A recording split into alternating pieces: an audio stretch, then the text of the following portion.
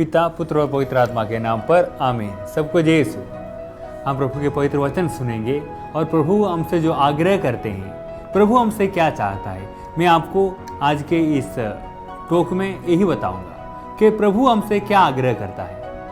मत्ती के समाचार में अध्याय 7 के 12 में आप पढ़ेंगे, तुम दूसरे लोगों से जैसा व्यवहार चाहते हो वैसे तुम उनके लिए भी किया करो। प्रभु यही कहते हैं और हम सबको प्रभु आमंत्रण दे रहा है कि तुम भी विचार करो, एक दूसरे के संबंध में एक दूसरे के साथ रहने लायक बनाओ अपने आप को। प्रभु कहता है दिमाग लगाकर जीवन बिताओ। अगर हम दिमाग लगाकर जीवन नहीं बिताते हैं तो हम प्रभु की इच्छा के अनुसार जीवन नहीं बिताते हैं। इसी बात को मैं आज आपके सामने प्रकट करना चाहूंगा। और प्रभु हम हर एक मानव से यही आग्रह करते हैं कि तुम एक दूसरे के संबंध में अच्छा रहो, बढ़िया रहो, सुशील रहो।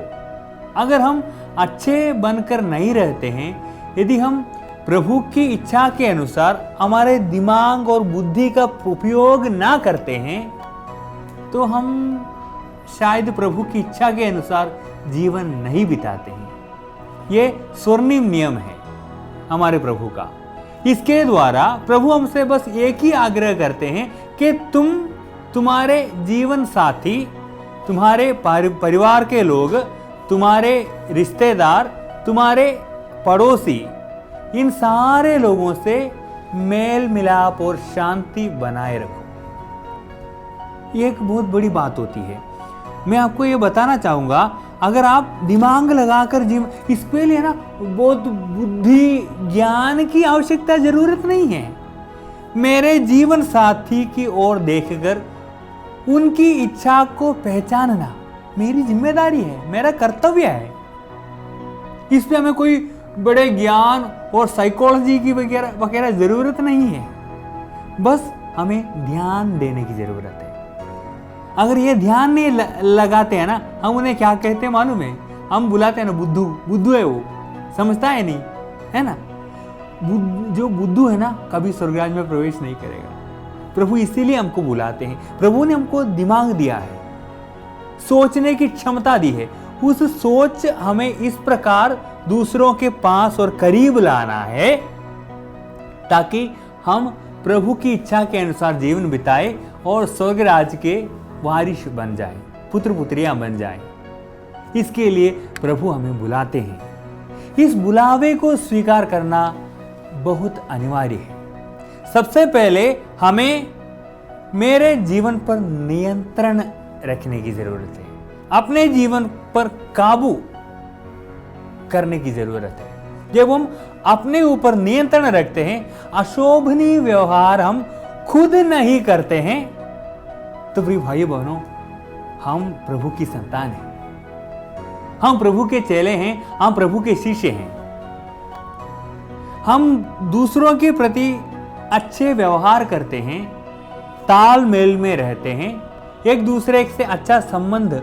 मैं अपने जीवन पर, कुछ लोग कहते हैं बहुत गुस्सा आता फादर, बहुत गुस्सा तो हर किसी को आता है, लेकिन आपने इन पर कितना नियंत्रण किया है, अपने जीवन पर कितना काबू रखा है, विचार कीजिए कि तभी हम ईश्वर के पुत्र पुत्रियां बन जाएंगे।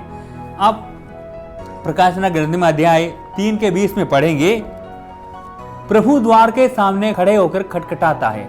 हर समय, हमेशा प्रभु खटखटाता है। यदि कोई मेरी आवाज सुनकर दरवाजा, हृदय रूपी दरवाजा जो जिसका ताला अंदर से है, हृदय रूपी दरवाजा यदि कोई खोलेगा तो मैं उसके यहां अंदर आकर उसके साथ भोजन पर बैठूंगा।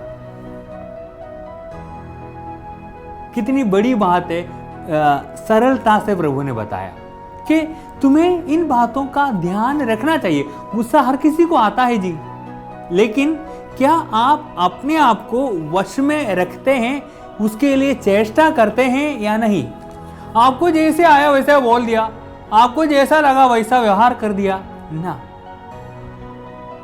दूसरों के प्रति तुम जैसा व्यवहार चाहते हो वैसे ही तुम उनके साथ भी किया करो। हमें अपने गुस्से पर काबू, नियंत्रण रखना होगा और अशोभनीय व्यवहार नहीं कर, आपके लिए जो उचित है मैं वही करूंगा, वही बोलूंगा। बच्चों को हमेशा डांट रहा, बच्चे बार बार हमसे बोल रहे थे पापा जी पापा हमको ड्रेस लेना है, नए पैंट खरीदना है, चूड़ीदार लेना है। पत्नी बार बार बोल रही थी हमको साड़ी लेनी है। बताओ, हम कितने बार, पिछले साल तो लिया था, पिछले बार भी तो लिया था, ये वो। अशोभनीय व्यवहार ना करें। इसलिए प्रभु कहता है मैं द्वार के सामने खड़े होकर हमेशा खटखटा रहा हूं। क्या तुम ध्यान देते हो? तुमने कभी ध्यान दिया है? अगर ध्यान नहीं देते हैं प्रिय भाइयों बहनों, हम प्रभु की इच्छा के अनुसार जीवन नहीं बिताते हैं। यदि हम ध्यान पूर्वक अपना जीवन नहीं, मनुष्य के सबसे बड़ा गुण है कि वो ध्यान मग्न हो सकते हैं, वो ध्यान पूर्वक अपना जीवन बिता सकते हैं। जीव जंतु और पशु पक्षी ना ध्यान नहीं लगाते हैं, वे जैसे उन्हें बनाया गया है वे उसी तरह अपना जीवन बिता लेते हैं, व्यतीत करते हैं। लेकिन मनुष्य ध्यान पूर्वक आगे बढ़ता है। कोरोना का समय आया ना, तो हमने ध्यान लगाया, मास्क लगाना, 2 गज की दूरी बनाए रखना और दूसरों के साथ हमें पास जाना नहीं और इधर उधर थूकना नहीं, ध्यान पूर्वक जीना। इसके द्वारा हमने इस महामारी पर, कोरोना पर नियंत्रण पाया, काबू पाया।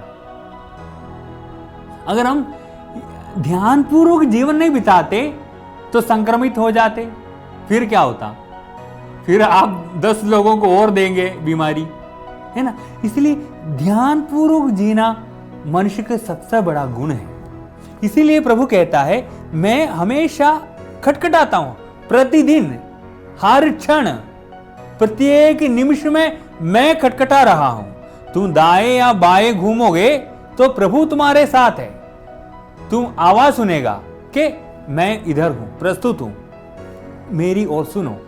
तो इस तरह यदि हम ध्यान पूर्वक प्रभु के लिए द्वार खोल देंगे ना, तो कहते हैं मैं तुम्हारे पास आकर तुम्हारे साथ भोजन पर बैठूंगा। कितनी बड़ी बात है। हमारे अतिथि जब आते हैं ना, तो हम उन्हें भोजन के लिए निमंत्रण देते हैं। वो अतिथि के लिए गौरव की बात है और हमने अपना फर्ज निभाया, है ना। अगर वो अतिथि हमारे प्यारे, अच्छे और दिल के सच्चे नहीं होते तो हम पानी पिलाकर, किसी तरह चाय पिलाकर उनको भगा देते हैं। प्रभु कहते हैं अगर तुम दरवाजा खोल दोगे तो मैं तुम्हारे साथ भोजन पर बैठूंगा। यानी कि तुम्हारा और मेरा रिश्ता और गहरा और मजबूत हो जाएगा। मेरा और तुम्हारा रिश्ता और मजबूत और गहरा हो जाए। प्रभु यदि मेरे साथ है तो मैं किससे भयभीत हो जाऊंगा? मैं किससे डरूंगा? पौलुस पूछते हैं ना, मुझे किसी बात की डर नहीं है। मैं हमेशा आनंदित हूं। मैं हमेशा प्रभु के साथ जीवन बिताता हूं। प्रभु, क्योंकि प्रभु मेरे साथ भोजन पर बैठा है। प्रभु आकर चला नहीं गया बल्कि भोजन पर बैठा। इसके लिए अनिवार्य शर्त ध्यान पूर्वक जीवन बिताना है। इसके लिए अनिवार्य शर्त सिर्फ और सिर्फ ध्यान पूर्वक जीवन बिताना है। प्रभु के इस बुलावे को हम स्वीकार करेंगे। संत मत्ती के सुसमाचार में अध्याय 11 के 28 में प्रभु कहता है, थके मांदे और बोझ से दबे हुए लोगों, तुम मेरे पास आओ, मैं तुम्हें विश्राम दूंगा। तुम आओ मेरे पास, मेरी ओर ध्यान दो, मुझे सुनो। हम अक्सर थक जाते हैं, परेशान हो जाते हैं, दिमाग खराब हो जाते हैं, तब अक्सर गुस्सा, है ना, गुस्सालू, उनके साथ कोई बात बोल ही नहीं सकता। हम उनसे कुछ अपना निवेदन या कुछ उनके सामने कुछ बोल ही नहीं सकता, क्योंकि वो हमेशा 100 डिग्री में उबले हुए रहता है। वो किसी की नहीं सुनता, किसी की परवाह नहीं करता। प्रभु बुलाता है, आओ, तुम मेरे पास आओ। तुम थक गए हो, दुखी हो, रोगी हो, जीवन से हार बैठे हो, चिंता ना करो, तुम मेरे पास आओ। मैं तुम्हें विश्राम दूंगा। जब हम प्रभु के इस बुलावे को स्वीकार कर उनके पास जाते हैं, पास जाने के लिए भी प्रिय भाइयों बहनों दिमाग लगाना पड़ेगा, सोच विचार करना पड़ेगा, है ना। क्या बताऊं फादर, क्या कीजिएगा, क्या करेंगे, नहीं ये कोई समाधान नहीं होता। ये अक्सर हमारे सारे लोग यही कहते हैं, हमारे विश्वासी, हमारे भाई बहन यही कहते हैं, क्या कीजिएगा, अरे क्या करा, कुछ नहीं हो सकता, अभी क्या ना, ये कोई समाधान नहीं है। समाधान सिर्फ प्रभु के पास जाने से मिलेगा। सारी समस्याओं का, सारे सवालों का उत्तर हम ध्यान पूर्वक प्रभु के पीछे प्रभु का अनुगमन करने से हमें मिलेगा। प्रभु कहता है, थके मांदे और बोझ से दबे हुए लोगों, तुम मेरे पास आओ, मैंने तुम्हें बुलाने के लिए आया हूं। प्रभु ने कहा ना, 99 धर्मियों की अपेक्षा एक पश्चातापी पापी के लिए स्वर्गराज अधिक आनंद मनाएगा, क्योंकि उन्होंने पश्चाताप करके वापस आया है। यानी कि उसने वो उड़ाव पुत्र की, है ना, वो कहानी प्रभु ने सुनाया। उड़ाव पुत्र को पश्चाताप तो नहीं हुआ था, क्योंकि अब मैं मर जाऊंगा, मैं जीवित नहीं रह सकता, मेरे सारे धन, सारे कोई मुझे काम भी नहीं देता, यहां तक मैं सूअरों का वो जो फलियां जो सूअर खाते हैं उससे अपने जीवन, अपना भूख मिटाना चाहा, वो भी संभव नहीं है, वो भी मुझे नहीं दे रहा, मैं मर जाऊंगा। तो मैं पिताजी के पास जाऊंगा, तो मैं जाऊंगा पिताजी के पास। देखिए ना, दिमाग लगाया, और उसने और आगे सोचा, मैं पिताजी से कहूंगा, मैं आपके प्रति और स्वर्ग के विरुद्ध पाप किया है, आप मुझे, वो डायलॉग ना सिनेमैटिक जैसा बनाने की सोचा होगा उसने, कि मैं आपके प्रति स्वर्ग के विरुद्ध पाप किया है, मुझे आपका एक नौकर जैसा रख लीजिए। लेकिन दूर से ही देखकर प्रभु दौड़ आते हैं, उन्हें गले लगाते हैं, उनका चुंबन करते हैं, और उनके लिए अपने सेवकों से कहते हैं, इनके लिए मोटा बछड़ा मारो। अब ये दिमाग लगाकर वापस आया है, ये मर गया था। दिमाग नहीं लगाते हैं ना, इंसान मरा हुआ है। तो हर क्षण हर दिन प्रभु हमें बुलाता है कि तुम अपना मानुषिक जीवन जियो। एक मनुष्य का सबसे बड़ा गुण है, उसके पास दिमाग है, दिमाग लगाकर जीवन बिता। पशु पक्षियों के पास दिमाग नहीं होता, सवेरे उठना, उड़ जाना, भोजन ढूंढना, बस यही तो उनका कर्म है, उनके दिनचर्या है, वो अपनी दिनचर्या करता रहता है। लेकिन इंसान कल के लिए भी सोचता है, आज अपना पैसा उड़ाता नहीं है, वो हर एक पैसे इकट्ठा कर जमा कर रखते हैं। इस तरह यह प्रभु का बुलावा हमें स्वीकार करना चाहिए। मैं आपको यही बात आज बताना भी चाहा कि प्रभु हमें हर दिन हर क्षण बुलाता है। प्रभु का यह बुलावा हमेशा एक इंसान बनकर जीने के लिए है कि तुम दिमाग लगाओ, अशोभनीय व्यवहार कभी ना करो, अपने लोगों से तुम जैसा व्यवहार चाहते हो, तुम्हें उनके साथ वैसा, तुम अपने प्रति जो व्यवहार चाहते हो वैसा ही व्यवहार तुम उनके लिए भी करो। करने के लिए दिमाग लगाना पड़ेगा और अपना पूरा तन मन लगाकर कार्य करना पड़ेगा, अपना तन मन लगाकर कार्य करना पड़ेगा। और प्रकाशन ग्रंथ अध्याय 3 के 18 में फिर प्रभु कहता है, मेरी बात मानो, मुझसे आग में तपाया हुआ सोना खरीद कर तुम धनी हो जाओ। मुझसे मेरी बात सुनो, और ये जो बातें मैं तुम्हें बता रहा हूं ना, ये जो बातें मैं तुम्हारे सामने रख रहा हूं ना, वो तुम्हारे लिए जीवन का स्रोत है। ये सोना है, हर कोई सोना चाहते हैं ना, पैसा इकट्ठा करना चाहते हैं। और आप जानते हैं ना, सोने का मूल्य कभी नीचे नहीं जाता, सोने का मूल्य हमेशा, आपको पिछले साल क्या हमारे बहुत सारे भाई बहन जानेंगे, पिछले साल सोने का मूल्य क्या था, इस साल सोने का मूल्य क्या है, कभी नीचे नहीं जाता, हमेशा आगे बढ़ता ही जाता है। इसीलिए प्रभु कहता है, तुम मुझसे आग में तपाया हुआ खरा सोना है जो मैं तुम्हें अपने वचन के द्वारा दे रहा हूं, उसे तुम अपना लो, उसे तुम स्वीकार करो और अपने अपने जीवन में धनी हो जाओ, और तुम अपने जीवन में धनी हो जाओ। ये एक बहुत बड़ी बात होती है। आज प्रभु के वचन को सुनकर हम भी धनी हो जाएं। मैं आपसे यही आग्रह करना चाहूंगा कि हमें सब प्रकार के दुनियाई ज्ञान की आवश्यकता नहीं है। हमें सिर्फ और सिर्फ प्रभु का वचन सुनकर ध्यान पूर्वक अपना जीवन बिताने की जरूरत है। ये ध्यान पूर्वक जीवन बिताने के लिए हम प्रभु से आग्रह करेंगे, प्रभु से प्रार्थना करेंगे। आज के वचन के द्वारा मैं आपको यही बताना चाहूंगा, जब हम प्रभु की ओर अभिमुख हो जाते हैं तो प्रभु हमें अपना बनाते हैं। यदि हम एक कदम प्रभु की ओर रखते हैं तो प्रभु 2 कदम हमारी ओर रखे, क्योंकि हमने दिमाग लगा कर ही तो रखते हैं, है ना। हम एक एक कदम रखते हैं तो नीचे देखते हैं ना, ऊबड़ खाबड़ रास्ता है तो हम वैसे ही कदम नहीं रखते, हम सोच समझकर ध्यान लगाकर ही कदम रखते हैं। यदि हम एक कदम प्रभु की ओर रखते हैं तो वो सोच समझकर ध्यान लगाकर ही रखते हैं, ये जानकर प्रभु हमारी ओर 2 कदम रखेगा। प्रिय भाई बहनों, ये बहुत अनमोल वचन है, अनमोल बात है, जो हमें प्रतिदिन थोड़ी देर ध्यान पूर्वक अपना जीवन में ध्यान लगाना अति आवश्यक भी है। ध्यान लगाने के लिए बहुत बड़े योग और तपस्या करने की जरूरत नहीं है। आप अपने काम करने से पहले अपनी आंखें बंद करो, ध्यान लगाओ, अपने सारे कामकाज प्रभु को समर्पित करो, काफी है।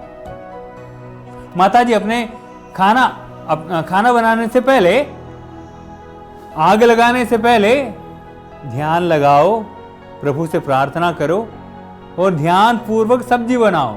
आप देखेंगे कितनी टेस्टी सब्जी बनेगी। हाँ, थक गई हूं मैं, आकर लगाया सब डाला, मिक्स कर, वो सब्जी झगड़े का कारण बनता है कि नहीं। परिवार में लोग अक्सर सब्जी अच्छी नहीं बनी ना तो फिर झगड़ा करते ही हैं, है ना, क्योंकि दिल भाया नहीं, अच्छा नहीं लगा। इसलिए ध्यान लगाना बहुत अनिवार्य और आवश्यक है, विशेषकर प्रभु के वचनों पर। इसलिए प्रभु ने कहा प्रकाशन 3:18 में कि तुम मुझसे सोना ले लो, आग में तपाया हुआ खरा सोना ले लो और धनी हो जाओ। प्रभु ने कहा संत मत्ती के सुसमाचार 7:11 में, यदि पुत्र तुमसे रोटी मांगे तो कौन तुम्हें सांप और बिच्छू देगा। अपने बच्चों के लिए तुम अच्छी चीजें देते हो तो मांगने वालों को प्रभु अच्छी चीजें क्यों नहीं देगा। तुम मांगते क्या हो? जीवन के सुख, जीवन के सारे अच्छी बातें, अच्छी चीजें मांगते हो, लेकिन तुमने तुम्हारे लिए जो आवश्यक, तुम्हारे जीवन के लिए जो अति आवश्यक है, अति मुख्य बात है, वो नहीं मांगा। कि पवित्र आत्मा की क्यों नहीं मांगते? मांगने वाले को पवित्र आत्मा प्रभु क्यों नहीं देगा? पूछते हैं। मांग कर तो देखो, मांग कर तो देखो, पवित्र आत्मा प्रभु अवश्य देगा, बल्कि तुम उस पर ध्यान नहीं लगाते। यह है प्रभु का अभियोग, सिर्फ और सिर्फ यह है कि तुम ध्यान नहीं लगाते। तुम समझते ही नहीं कि तुम्हारे जीवन में क्या जरूरत है। तुम समझ रहे हो तुम्हें पैसे की जरूरत है, तुम समझ रहे हो तुम्हें कामकाज की जरूरत है, तुम समझ रहे हो तुम्हें गाड़ी बंगले की जरूरत है, लेकिन प्रभु जानता है तुम इन सब चीजों की जरूरत, तुम्हारे मांगने से पहले तुम्हारे स्वर्गीय पिता जानता है कि तुम्हें किन चीजों की जरूरत है, लेकिन तुम मांगने वालों को पवित्र आत्मा क्यों प्रभु नहीं देगा? लेकिन तुमने ध्यान लगाकर अपना जीवन का अति आवश्यक वो बात पवित्र आत्मा को नहीं मांगा। यदि मांगा होता तो प्रभु तुम्हें अवश्य देता और तुम्हारा जीवन भरा पूरा होता। इसलिए इन बातों पर आज हम ध्यान लगाएंगे। मुझे सुनने वाले आपको वो ध्यान पूर्वक जीवन बिताने की महान कृपा और शक्ति मिल जाए। चलते फिरते समय, बात करते समय, हमारा मोबाइल यूज करते समय, मोबाइल में बात करते समय, आपने सुना है कुछ लोग कैसे बातें करते हैं? कुछ लोग बहुत अच्छे तरीके से धीमी आवाज में, कुछ लोग हेलो कहाँ हो, पूरे मोहल्ले को सुनाई देता है। ध्यान नहीं लगाते, ध्यान नहीं लगा। छोटी चीज है, लेकिन क्या कीजिएगा, ध्यान ना लगाने के कारण हम दूसरों के लिए और खुद को भी परेशान कर देते हैं। इन सारी बातों को आज प्रभु हमसे कहते हैं, तुम किसी बात की चिंता ना करो, तुम सबसे पहले ईश्वर के राज और उसकी धार्मिकता की खोज करो, बाकी सब चीजें प्रभु तुम्हें प्रदान करेगा। ईश्वर का राज और उसकी धार्मिकता, वही आपको पहचानना होगा कि मुझे और कोई चीज की जरूरत और आवश्यकता नहीं है, मुझे बस प्रभु चाहिए, मुझे बस प्रभु की और देखना। और प्रभु ने हमसे कहा ना, वो पवित्र आत्मा मांगने वालों की क्यों नहीं देगा, वो सहायक आत्मा को मैं तुम्हें दे रहा हूं, वो सहायक आत्मा सदैव तुम्हारे साथ रहेगा और मैंने जो शिक्षा दी है उसे तुम्हें अवगत कराएगा। और क्या चाहिए, और क्या चाहिए जीवन में, हमें बस इसी की जरूरत है।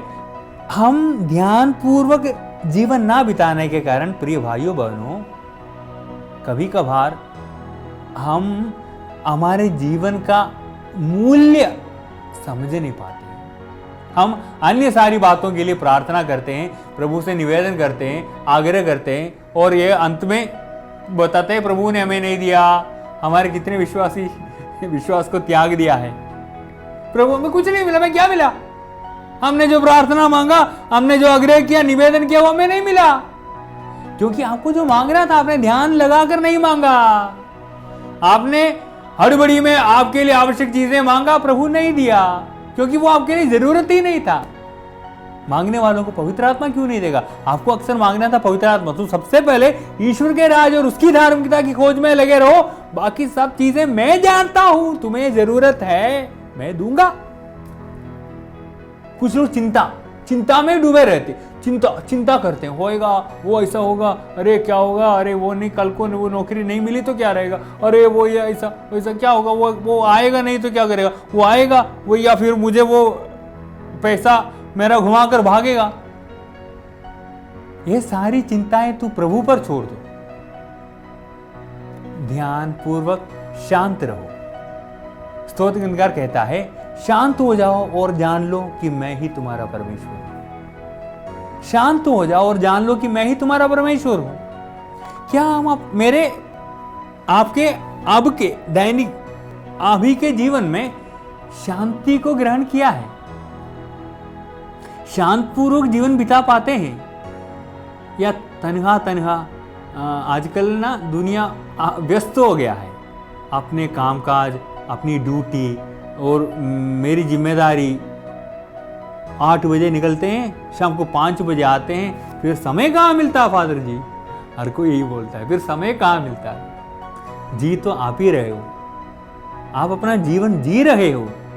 8 बजे से लेकर 5 बजे आपने बस बंद कर रखा है कि जीवन को, ये मेरा जो है ना समय, जो ड्यूटी के लिए मैं जाती हूँ ना, वो तो बेकार में गया मेरे जीवन से। नहीं भैया, नहीं बहन, आप अपना जीवन जी रहे हैं, इस पे बस थोड़ा ध्यान लगा दो।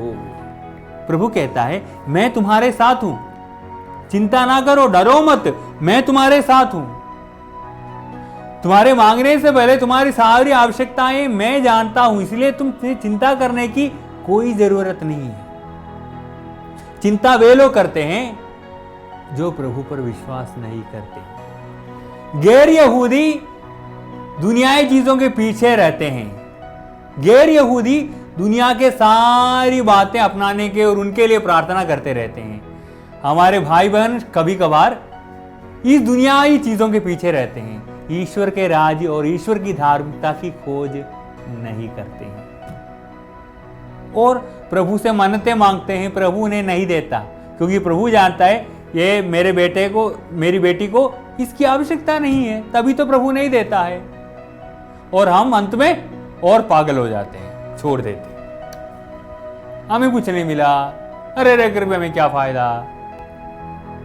इसलिए प्रिय भाइयों बहनों, ध्यान लगाइए, मेरे जीवन के लिए क्या आवश्यक है। तन्हा में हम जो जीवन बिताते हैं ना, वो भी सही नहीं है, क्योंकि मैं जी रहा हूं। ध्यान लगाओ, 8 बजे जो मैं जाता हूं, मेरे घर के लिए, घर परिवार को बनाने के लिए तो मैं काम कर रहा हूं, कर रही हूं, है ना? तो फिर वो बेकार का कैसे निकाल दिया आपने? ध्यान लगाकर जीवन बिताइए, ध्यान लगाकर जीवन बिताइए और अपने काम काज में ईश्वर की योजना को ढूंढिए। क्या आप अपने दफ्तर जाते हैं तो क्या प्रार्थना करते हैं? अपने दफ्तर में बैठे अन्य सहकर्मियों के लिए आप क्या प्रार्थना करते हैं?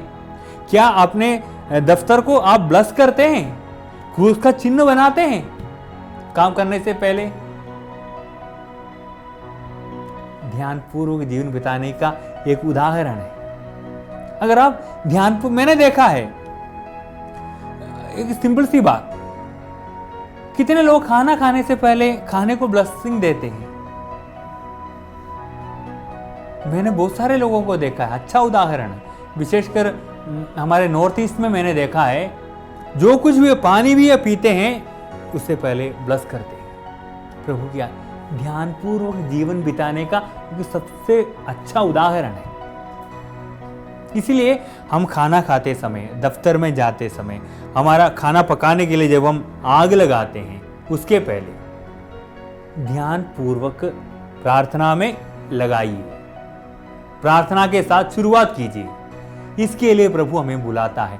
इस तरह हम ध्यान लगाकर जीवन बिताना शुरू करते हैं ना, दूसरों के उपस्थिति का महसूस करेंगे। आजकल के दुनिया में लोगों का सबसे बड़ा अभियोग यह है कि उन्हें कोई मेरी परवाह नहीं है। जीवन साथी का सबसे बड़ा दोष लगाना यह है कि वो परवाह नहीं करता। ध्यानपूर्वक जीवन बिताइए, आप जीवन को कुशल और मंगल बनाएंगे। प्रभु यीशु का वचन ही आपको बुला रहा है, इस बुलावे को स्वीकार कीजिए। मैं प्रार्थना करता हूँ सर्वशक्तिमान ईश्वर की महान कृपा और दया से आप ईश्वर के वचन को समझ सके और ईश्वर के वचन आपके जीवन को अच्छा और भला बना दे। ऐसी कृपा और शक्ति सुनने वाले आप सभी को प्रभु परमेश्वर प्रदान करे। यीशु मसीह के नाम पर पिता, पुत्र और पवित्र आत्मा के अनुग्रह और आशीर्वाद से आमीन। जय यीशु।